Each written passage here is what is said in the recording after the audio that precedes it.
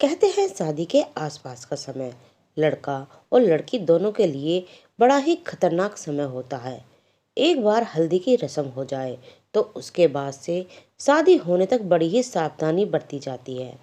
रेखा और मनोज की शादी बड़ी ही धूमधाम से हुई।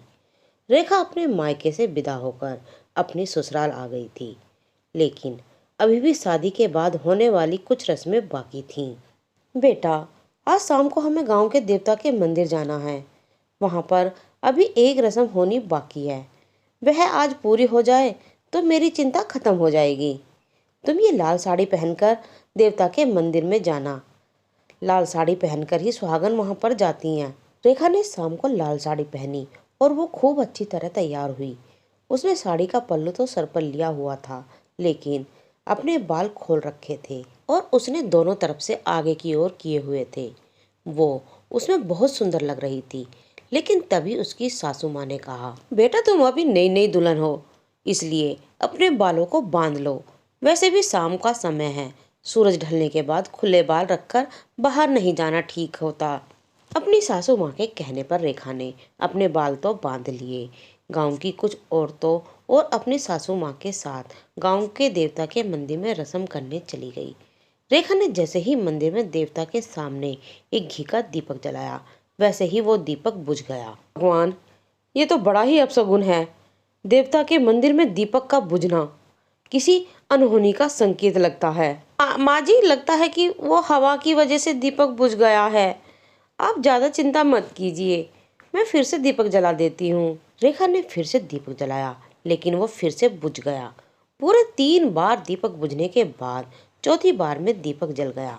बार बार दीपक के बुझने की वजह से मनोरमा का मन बहुत घबरा रहा था। वो अपनी बहू और गांव की बाकी औरतों के साथ अपने घर की तरफ आ रही थी। तभी रेखा को लगा कि उसके पैर के नीचे कुछ आया है। वो अचानक से वहीं पर रुककर खड़ी हो गई। क्या हुआ रेखा, तुम वहां पर क्यों रुक गई? चलो, घर चलने में देर हो रही है। माँ जी, लगता है मेरे पैर के नीचे कुछ आया है। मुझे समझ नहीं आ रहा क्या है। रुको, मैं देखती हूँ। मनोरमा रेखा के पास गई। रेखा ने अपना पैर उठाया और साइड हो गई। उसके पैर के नीचे रास्ते पर पड़ा एक नींबू मिर्ची आ गई थी, जिसे देखकर मनोरमा और ज्यादा घबरा गई। देवता के मंदिर का दीपक बुझना, तभी मैं समझ गई थी कि कुछ अनहोनी होने वाली है। तुमने चलने से पहले ध्यान क्यों नहीं दिया बहू? ना जाने किस मनुष्य ने अपना टोटका उतार कर यहाँ फेंक दिया होगा। जल्दी से घर चलो, मुझे तुम्हारी नज़र उतारनी पड़ेगी। मनोरमा घबराई घबराई बाकी औरतों के साथ अपनी बहू को घर लेकर आ गई। उसने अंदर से कुछ सूखी लाल मिर्चें उठाईं और अपनी बहू के सर से 7 बार उन्हें वार कर उन्हें चूल्हे पर रखकर जला दिया। और हैरत की बात तो ये थी कि मिर्ची के अंदर से कोई भी गंध नहीं आ रही थी। मैंने जैसे सोचा था वैसा ही हुआ। इस मिर्ची के अंदर से तो बिल्कुल भी गंध नहीं आ रही है। लगता है बहू के ऊपर टोटके का असर बहुत हुआ है। तुम अपना ध्यान रखना बेटा, अपने बालों को खुला मत छोड़ना और भगवान का नाम लेती रहना। और मैं अंदर जाकर भगवान के मंदिर में दीपक जलाकर आती हूँ। रेखा ने हाँ में सर हिलाया और अपने कमरे में चली गई। उसने वो लाल साड़ी बदलकर दूसरे कपड़े पहन लिए। वो शीशे के सामने बैठकर अपने बालों का जूड़ा बना रही थी। तभी उसे शीशे में अपने पीछे खड़ी एक बहुत भयानक औरत दिखाई दी।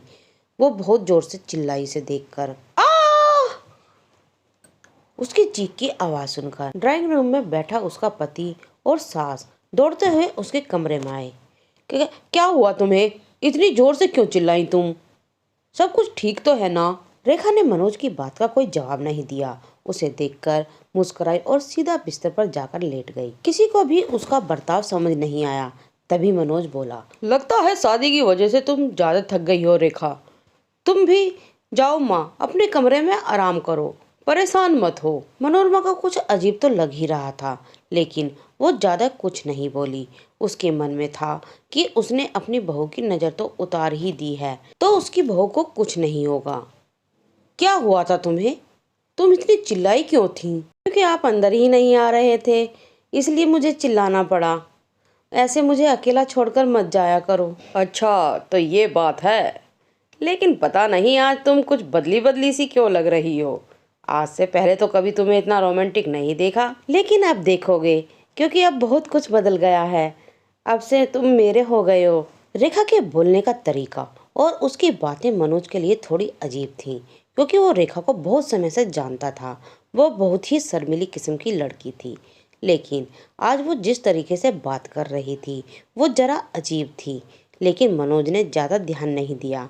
उसे लगा कि अब उनकी शादी हो गई है, तो इसलिए शायद रेखा अब उससे ज़्यादा खुलकर बातें कर रही है। कुछ देर बाद दोनों सो गए, लेकिन सुबह जब हुई, रेखा की आंखें खुली तो उसे अपना शरीर कुछ अजीब सा लगा। उसके उठते ही मनोज ने उससे कहा, मुझे पता नहीं था कि तुम इतनी रोमांटिक भी हो। कल रात मेरी लाइफ की सबसे बेस्ट रात थी। क्या क्या हुआ था कल रात? मुझे तो कुछ भी याद नहीं है।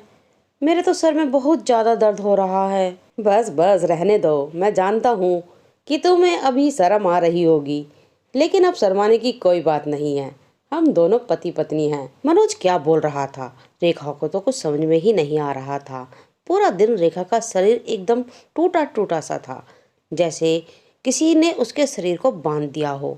शाम को जब मनोज घर आया तो देखा कि रेखा का रूप एकदम अलग था। क्या बात है, कौन सा खेल खेल रही हो तुम मेरे साथ? सुबह कुछ बोलती हो और शाम को एकदम से बदल जाती हो। क्या करूं, दिन में चाहकर भी मैं तुम्हारे पास नहीं आ सकती, इसीलिए तो रात होने का इंतजार करती हूँ। क्या? इस बात का भला क्या मतलब? मतलब ये कि तुम दिन भर तो ऑफिस में रहते हो, इसलिए चाहकर भी तुम्हारे पास नहीं आ सकती। तुम्हारी परेशानी मैं समझ रहा हूँ, लेकिन तुम चिंता मत करो। मैंने हम दोनों के लिए हनीमून प्लान किया है। कल के कल ही हम नैनीताल के लिए निकल जाएंगे। मनोज की बात सुनकर रेखा के चेहरे पर मुस्कान आ गई। उसने रात को ही सारी पैकिंग करके रख दी और अगले दिन वे हनीमून के लिए निकल गए। एक साथ उन दोनों का समय बहुत अच्छा बीत रहा था, लेकिन एक बात थी जो मनोज को खल रही थी। सुबह रेखा सोकर उठी तो बहुत ज़्यादा थकी हुई थी। तुम्हें क्या हुआ रेखा? जब से हमारी शादी हुई है तुम हर सुबह इतनी ज़्यादा थकी हुई कैसे रहती हो? अगर तुम्हारी तबीयत ठीक नहीं है तो तुम्हें डॉक्टर के पास ले चलता हूँ। शायद आप ठीक ही कह रहे हो। पता नहीं इतने दिनों से मेरा सर इतना भारी क्यों रहता है, और कुछ भी याद नहीं रहता। ये भी याद नहीं कि मैंने यहाँ आने की कब पैकिंग की। क्या? मनोज को भी यह बात अजीब लगी, इसलिए वो रेखा को डॉक्टर के पास लेकर चला गया। देखिए, घबराने वाली कोई बात नहीं है। अक्सर कभी कभी स्ट्रेस के कारण ऐसा हो जाता है। मैंने कुछ दवाइयाँ लिख दी हैं, आप ले लेना, और आप भी इनका ख्याल रखिए कि इन्हें किसी बात की ज़्यादा स्ट्रेस ना हो। जी थैंक्स डॉक्टर। मनोज और रेखा अपने हनीमून से कुछ दिन बाद घर आ गए, लेकिन उसके साथ सेम वही प्रॉब्लम देखकर मनोज भी थक चुका था। तुमने ये क्या बकवास लगा रखी है रेखा? कल रात को ही तो मैंने तुम्हें पैसे रखने के लिए दिए थे, और तुम कह रही हो कि तुम्हें याद नहीं। कभी कभी तुम्हें देखकर ऐसा लगता है कि दिन में तो तुम कोई और होती हो और रात को तुम्हारे अंदर किसी और की आत्मा आ जाती है। अब कहाँ ढूंढूं मैं पैसे? मनोज गुस्से से घर से चला गया। रात को जब वो घर आया तो रेखा ने उसके हाथों पर पैसों का बंडल रख दिया और उसके साथ साथ एक और चीज़ रखी, जिसे देखकर मनोज की खुशी का ठिकाना न रहा। खुशी से इतनी जोर से चिल्लाया कि उसकी माँ भी वहाँ पर आ गई। क्या हुआ बेटा, तू इतनी जोर से क्यों चिल्ला रहा है? अरे चिल्लाने की तो बात है माँ, तुम दादी बनने वाली हो। क्या? सच में? ये तो मुझे बहुत बड़ी खुशखबरी दे दी बेटा। भगवान मेरे घर ऐसे ही खुशियों से भर दे। मनोरमा ने रेखा के सर पर हाथ रखा और वापस अपने कमरे में चली गई। अगली सुबह रेखा जब किचन में खाना बना रही थी तो मनोरमा ने उसे एक पोटली देते हुए कहा, मैंने बच्चे के लिए कुछ पैसे बार कर इसके अंदर रखे हैं, संभाल कर रखना, अपनी अलमारी में रख देना। बच्चा होने के बाद मंदिर में चढ़ा देंगे। बच्चा? कौन सा बच्चा माँ जी? कौन सा बच्चा? मतलब भूल गई? कल रात को खुशखबरी दी थी मुझे। ऐसे समय में अपना ज़्यादा ध्यान रखना बेटा, और जा तो आराम कर, मैं काम कर लूँगी। रेखा बड़ी कंफ्यूज थी। उसने जाकर अपनी प्रेगनेंसी टेस्ट किया तो वो पॉजिटिव आया। लेकिन एक बात थी जो उसके दिमाग में घूम रही थी, अगर मुझे ये बात अभी पता चली है तो प्रेग्नेंट होने की बात माँ जी को कल रात को किसने बताई, कैसे पता चली उन्हें? हो ना हो कुछ तो गड़बड़ है जरूर, लेकिन क्या, ये बिल्कुल भी समझ में नहीं आ रहा है। उफ, ओ माय गॉड। रेखा ने मनोज से इस बारे में बात की, लेकिन मनोज को भी उसकी बात कुछ समझ में नहीं आई और उन दोनों के बीच में लड़ाई बढ़ने लगी। पता नहीं क्या क्या बोलती रहती हो तुम, लेकिन इतना याद रखो तुम्हारी इन बातों का असर मेरे बच्चे पर ना पड़े। दिन पे दिन रेखा की हालत बड़ी कमजोर होती जा रही थी।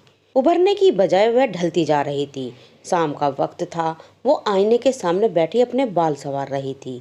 उनका आईना दरवाजे के ठीक सामने की तरफ लगा हुआ था।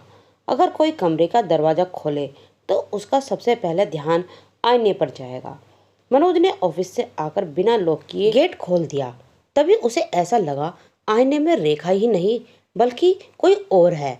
उसे अंदर आते देखकर रेखा अचानक हड़बड़ा गई और तुरंत ही आईने से हटकर बिस्तर पर जाकर बैठ गई। अरे, आपने आने से पहले दरवाजा भी नहीं खटखटाया। अरे वो मुझे याद नहीं रहा, तुम्हारे लिए मिठाई लेकर आया था ना, इसलिए। अच्छा अच्छा, लाइए, मुझे खाने का बहुत मन कर रहा था। रेखा को मीठा बिल्कुल भी पसंद नहीं था, लेकिन उस मिठाई को अकेले ही आधा डिब्बा खा गई। मनोज को उसके अंदर कुछ अजीब तो लग रहा था, लेकिन उसे आज यकीन हो गया था कि उसके साथ कुछ गड़बड़ जरूर है। मनोज की माँ हर शुक्रवार को संतोषी माता के मंदिर जाया करती थी। अगले दिन शुक्रवार था। मनोज अपने ऑफिस के लिए निकला, लेकिन वो संतोषी माता के मंदिर के बाहर ही रुक गया और अपनी माँ का वहाँ आने का इंतजार करने लगा। उसकी माँ जैसे ही मंदिर आई, मनोज को वहाँ देखकर चौंक गई। तू तू तू क्या कर रहा है बेटा यहाँ पर? ऑफिस जाने के लिए निकला था, तू यहाँ मेरे पास मंदिर में क्यों आया है? आपसे कुछ बात करनी थी माँ, इसलिए यहाँ पर आया हूँ। इतने समय से रेखा के साथ जो कुछ हो रहा था मनोज ने अपनी माँ को बताया, और कल रात आईने में मनोज ने जो भी देखा उसने वो भी अपनी माँ को बताया। तो वो सुनकर उसकी माँ भी डर गई। तू चिंता मत कर बेटा, हम माता रानी के मंदिर में खड़े हैं। माता रानी हमें इस मुसीबत से बाहर जरूर निकालेगी। वो दोनों मंदिर के पंडित जी के पास गए। उन्होंने सारी बात पंडित जी को बताई। मुझे तुम्हारी बहू की तस्वीर चाहिए, उसके बाद मैं तुम्हें सब कुछ बता पाऊंगा। मनोज ने अपने फोन में रेखा की तस्वीर खोलकर पंडित जी को दी। पंडित जी ने जैसे ही उस तस्वीर को देखा, ऐसे ही वो सब कुछ समझ गए। तुम्हें शायद याद नहीं होगा, लेकिन जब से तुम्हारी शादी हुई है तब से वो तुम्हारी पत्नी के साथ है।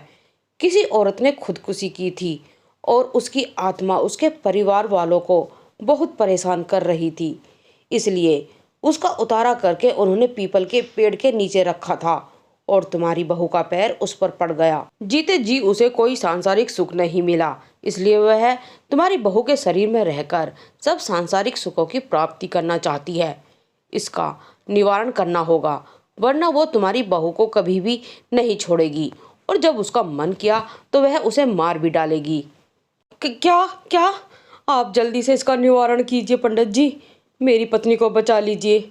अगर मुझे ये सब पहले ही पता चल जाता तो मैं इतना सब कुछ होने नहीं देता। मैं इसका निवारण तुम्हें बताऊंगा बेटा। तुम ये नींबू मिर्ची ले जाकर उसके बिस्तर के नीचे रख देना और घर के चौखट पर यह रक्षा सूत्र बांध देना। पूरी रात घर के अंदर हनुमान चालीसा का जाप रुकना नहीं चाहिए। अपनी पत्नी के कमरे को बंद करके उसके ऊपर ये रक्षा सूत्र बांध देना, और वो चाहे जितनी भी मर्जी चिल्लाए और तुम्हें जो भी धमकी दे, तुम्हें दरवाज़ा नहीं खोलना और ना ही हनुमान चालीसा का जाप रुकना चाहिए। वो बहुत कोशिश करेगी तुम्हें भटकाने की, लेकिन तुम भटकना नहीं। लेकिन इस बात का ध्यान रखना, वो आत्मा तुम्हारी पत्नी के शरीर से बन चुकी है, इसलिए शाम होते ही वो उसके शरीर के भीतर घर कर जाएगी। इसलिए जैसे ही सूरज ढले अगले पल ही तुम्हारे घर के बाहर रक्षा सूत्र बांधना होगा, और ठीक उसी समय उसके कमरे के दरवाजे के बाहर भी वो रक्षा सूत्र बंद जाना चाहिए। लेकिन एक बार वो खुद को बचाकर घर से निकल गई तो फिर दोबारा हाथ नहीं आएगी और तुम्हारी पत्नी को अपने साथ लेकर ही जाएगी।